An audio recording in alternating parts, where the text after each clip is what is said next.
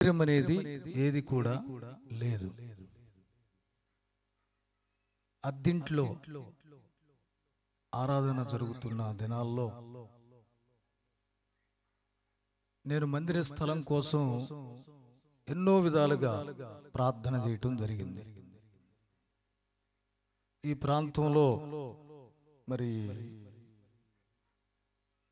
ఆరాధన ప్రారంభించడానికి ఇక్కడ కరుణాకర్ గారి కుటుంబం, అదే రీతిగా రాజు గారి కుటుంబం, మరి 2 కుటుంబాలు విజయవాడ నుండి ఈ స్థలానికి వచ్చి ఆరాధనలో పాల్గొనేవారు. ఆ తరువాత జ్ఞానకుమారి గారి కుటుంబం, ఈ రీతిగా ఒక్కొక్క కుటుంబం సంఘంలో చేర్చబడడం, పరిచర్య ముందుకు వెళతా ఉంది. కానీ ఆరాధన స్థలం అనేది లేక చాలా ఇబ్బందులు పడతా ఉండేవాడిని. కాస్త డ్రమ్ శబ్దం వచ్చిందనుకో పక్కన వాళ్ళు చాలా ఇబ్బందులు పెడుతూ ఎన్నో రీతులుగా గలిబిలి పరచబడిన సందర్భాలు ఎన్నో ఉన్నాయి. అలాంటి సమయంలో కనీసం 2011 సంవత్సరం నుండి 2015 సంవత్సరం వరకు ఈ మహానాడు 17 రోడ్లో ఆరాధన ప్రారంభించి 18 రోడ్డు, ఆ తర్వాత అక్కడ 1 సంవత్సరం, అక్కడ 1 సంవత్సరంన్నర, ఇంకో చోట 1 సంవత్సరంన్నర, ఇట్లాగా ఆరాధనలు జరుగుతూ ఉన్నాయి. సంఘమంతయు కలిసి ప్రార్థన చేస్తూ ఉన్నప్పుడు చాలా మంది అనేవాళ్ళు, అసలు నీ అడ్రస్ ఏందని అడిగేవాళ్ళు. ఎందుకంటే అద్దిల్లు, అది కూడా పర్మనెంట్ కాదు, సంవత్సరానికి ఒకసారి స్థలాన్ని మారుస్తా ఉండేవాళ్ళం. పూర్తి అడ్రస్ నీకు ఎక్కడ, మందిరం యొక్క అడ్రస్ అని చాలా మంది అడిగేవాళ్ళు. అంత మాత్రమే కాదు, చాలా తక్కువ చేసి మాట్లాడేవారు. ఇలాంటి పరిస్థితుల్లో ప్రభు సన్నిధిలో ప్రార్థన చేసినప్పుడు అనుకునే విధంగా, తెలియబడని విధంగా ఈ స్థలములో మానుపాటి లక్ష్మి గారని ఇప్పుడు లేరు, వారు మరణించారు. ఆమె ఎవరో నాకు తెలియదు, నేనెవరినో కూడా ఆమెకు తెలియదు. ఓ వ్యక్తి ద్వారా ఈ ప్రాంతంలో స్థలం ఉంది, ఆమె ఇస్తానంటుంది మందిరం జరపడానికి అని చెప్పని నాకు తెలిసినప్పుడు వెంటనే వచ్చి అడిగాం. అడిగిన వెంటనే కాదనకుండా కరెక్ట్గా 2015 సంవత్సరం జూన్ 6వ తారీఖున ఈ స్థలం దేవుని మందిరం కొరకు ఇవ్వడం జరిగింది. చప్పట్లు కొట్టి ప్రభు నామని మహింపరుద్దాం. హల్లెలూయా. నిజంగా 2015 సంవత్సరం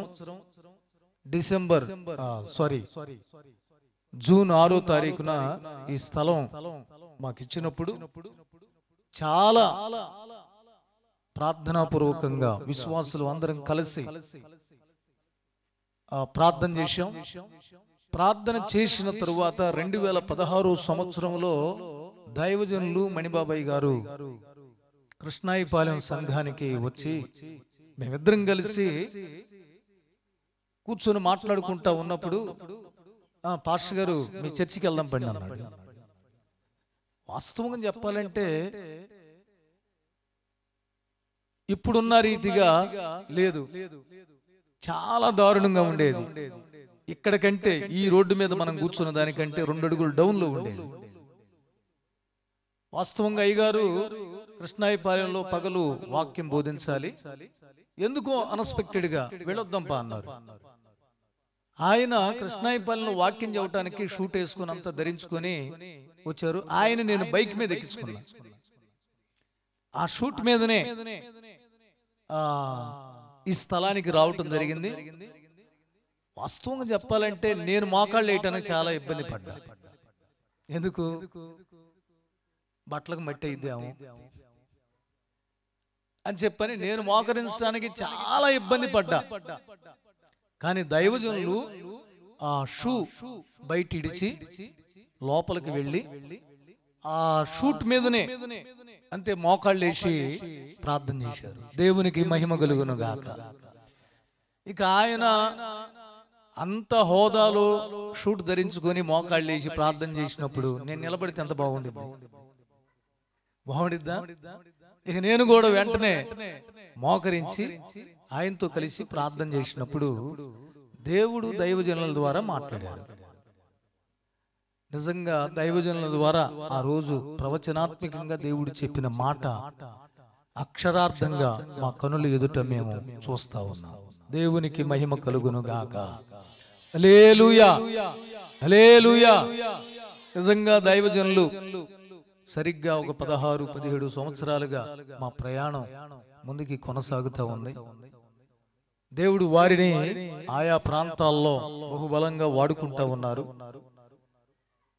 యాక్చువల్గా ఈ కూడికలు మే నెల 10, 11, 12 తారీఖుల్లో జరగవలసినవి. ఎలక్షన్ కారణంగా జూన్ 6వ తారీఖు చర్చి స్థలం ఇచ్చిన రోజు కదా, ప్రతి సంవత్సరం కృతజ్ఞత కూడిక ఏర్పాటు చేస్తాం. ఆ కూడికతో కలిపి 2 రోజులు ఏర్పాటు చేద్దామని ఈ సభలు ఏర్పాటు చేయడం జరిగింది. నిజంగా దేవుడు మన మధ్యలో ఉన్నాడని రుజువు పరుస్తున్నాడు. దేవునికి స్తోత్రం కలుగును గాక. హల్లెలూయా. ఎందుకంటే చుట్టుపక్కల చాలా భయంకరమైన వర్షం ఉంది. కానీ రాత్రికాల సమయంలో ప్రసవేదన పడుతున్న స్త్రీ గనక ఏ రీతిగా నొప్పులు పడతా ఉండిద్దో, ఆకాశంలో మేఘాలు ఆ రీతిగా ప్రసవేదన పడినట్లుగా చూసాం. కానీ మీటింగ్ అంతా అయిపోయింది, వర్షం పడతా తుప్పర పడతా ఉంది. నేనైతే ఈ గ్రౌండ్ లో తిరిగి ప్రార్థన చేసి, ప్రభువా రేపటి దినాన అద్భుతంగా మీటింగ్ జరగాలి, దేవా మీరు ఈ స్థలంలోకి రావాలని చెప్పని నేను అడిగాను. మా విశ్వాసులతో చెప్పా, రేపటి దినాన ఎంత వర్షం పడినా కుర్చీలు వేసైనా మీటింగ్ జరిగిద్ది. మీటింగ్ మాత్రం ఎంత వర్షం పడినా కుర్చీలలో కూర్చోబెట్టైనా విశ్వాసుల్ని మీటింగ్ జరుపుతాను అని చెప్పా. అయితే దేవుని యొక్క చిత్తం ఏంటంటే, ఉదయం 4 గంటలకు నేను లేచినప్పుడు భయంకరంగా మబ్బు పట్టి ఉంది, తుప్పర పడతానే ఉంది. అట్లాగనే వచ్చి స్తోత్ర ప్రార్థనలో కూర్చొని ప్రార్థన చేశాం. అద్భుత రీతిగా దేవుడు వర్షం లేకుండా చేశాడు. చప్పట్లు కొట్టి ప్రభు నామాన్ని మహిమపరుచుదాం. హల్లెలూయా. నిజంగా ఎంత నమ్మదగిన దేవుడు. ప్రార్థన పరిస్థితులను మారుస్తుంది. నిజంగా మరి ఈ స్థలం ఈ రీతిగా మరి ఆరాధన జరుగుతుందంటే కేవలం దేవుని కృప. ఈ స్థలం దేవుడే మరి లక్ష్మి గారిని మనసు మార్చి మాకు ఇవ్వటం జరిగింది. ఇప్పటి వరకు చాలా ఘనంగా ఆరాధన జరుగుతూ ఉన్నాయి. అందును బట్టి నేను ఎంతగానో ప్రభుని స్తుతిస్తా ఉన్నాను. సమయం లేదు గనక మరి నిజంగా ఇప్పుడే వందన సమర్పణ చెప్పేస్తాను. ఎందుకంటే ఎంత ఇదో తెలియదు. అయ్యగారికి సమయం ఇస్తే ఈ సభలు జరగటానికి సంఘస్థులు ఎంతో వారి వంతు వారు చక్కగా చేయూతనిచ్చారు. సభలు పెడదామని ప్రార్థనా పూర్వకంగా విశ్వాసులతో చెప్పినప్పుడు వారు ఏమాత్రం కూడా సందేహించగా దైవజనులు చెప్పారు, ఈ సభలు జరిగించాలి అని చెప్పని. అందరూ నేను లేను వాళ్ళు మాట్లాడుకునేటప్పుడు, విశ్వాసులు కూర్చొని మాట్లాడుకునేటప్పుడు నేను లేను, వాళ్లే మాట్లాడుకున్నారు. ఎలా చేద్దాం అనుకున్నారు, వాళ్ళు మాట్లాడుకుని నాతో చెప్పారు, పాస్టర్ గారు మేమందరం ఇలా అనుకుంటున్నాం మరేంటి అని చెప్పినప్పుడు నాకు అసలు సంబంధం లేదు, మీరే మాట్లాడుకుని మీరే చెప్పండి అని చెప్పని నేను చెప్పడం జరిగింది. దేవుని మహాకృపను బట్టి నలుగురుగా కూర్చున్నారు. సభలు ఎలా జరిగిద్దామని చెప్పని ప్రార్థనాపూర్వకంగా వారు నిర్ణయం తీసుకున్నారు. వారు నాతో చెప్పారు, వారందరూ కూడా ప్రార్థన చేశారు. వారి వంతు వారు ఈ సభలు జరగటానికి చేయూతనిచ్చారు. వారిని బట్టి ప్రభుకు స్తోత్రం చెల్లిద్దాం. స్తుతి స్తోత్రం, స్తుతి స్తోత్రం. అంత మాత్రమే కాదు, మరి ఈ సభల్లో వాల్ పోస్టర్స్ పాంప్లెట్లు వేసే విషయంలో కాస్త మా సంఘ యవన బిడ్డలు చాలా కష్టపడ్డారండి. వాళ్ళు ఎంత కష్టపడ్డారంటే డ్యూటీలు చేసుకుంటా విరామం లేనప్పటికీ రోజు మార్చి రోజు వాల్ పోస్టర్స్ వేసి చాలా వారి వంతు వారు సహకరించి ఈ పరిచర్య జరగటానికి, పబ్లిసిటీ చేయటానికి ప్రభు వారిని వాడుకున్నారు. నిజంగా యవనస్తులకి నేను ఎంతగానో కృతజ్ఞుడై ఉన్నా. దేవునికి మహిమ కలుగును గాక. దేవుడు వారిని దీవించును గాక. దేవుడు వారిని ఆశీర్వదించును గాక. దైవ కృప వర్ధిల్లింపజేయబడును గాక. హల్లెలూయా. అంత మాత్రమే కాదు, మరి సంఘ పెద్దలు చాలా చక్కగా భోజన కార్యక్రమాల విషయంలో వారి వంతు వారు శ్రద్ధ కలిగి, నాతో పని లేకుండా, నన్నేం అడగకుండా వాళ్లే సరుకులు తెచ్చుకున్నారు. చక్కగా వాళ్లే వంట చేశారు. వారిని బట్టి కూడా నేను ప్రభుని స్తుతిస్తా ఉన్నా. దేవునికి మహిమ కలుగును గాక. మరి అదే రీతిగా ఈ సభల్లో సంగీతం అందించడానికి మాకెంతో అత్యంత ప్రియులు దైవజనులు జాన్ డగ్లస్ గారి యొక్క కుమారుడు, వారితో పాటు ఇంకొక బ్రదరు, వీరిరువురు ఎంతో సహకరించారు కనుక వారిని కూడా ప్రభు దీవించును గాక. వందనాలు. అదే రీతిగా సౌండ్ సిస్టమ్ చాలా చక్కగా ఆపరేటింగ్ చేస్తూ ఉన్నారు వెంకట బ్రదర్. ఆ బ్రదర్ ఎవరో నాకు తెలియదు. వాస్తవంగా ఈ సౌండ్ సిస్టమ్ మాట్లాడింది కూడా ఆల్బర్ట్ బ్రదరు. వారిని బట్టి నేను ప్రభుని స్తుతిస్తున్నాను. వారి సౌండ్ సిస్టాన్ని ప్రభు దీవించును గాక. ఆపరేటింగ్ చేసిన బిడ్డలను ప్రభు దీవించును గాక. హల్లెలూయా. అదే రీతిగా దూర ప్రాంతం నుండి దైవజనులు చాలా మంది వచ్చారు. వారిని బట్టి ప్రభుకి కృతజ్ఞతలు చెల్లిస్తున్నాను. మరి నాకెంతో సహకారంగా వెనకుండి మరి పాస్టర్ డానియల్ గారు నాతోనే ఉంటా. నిన్నటి దినాన చాలా దూరం, దరిదాపుగా 270-80 కిలోమీటర్లకు దూరంగా వెళ్లి వివాహం చేసి ప్రయాణానికి మా సోదరుడు ఎంతో సహాయపడ్డాడు. దేవునికి మహిమ కలుగును గాక.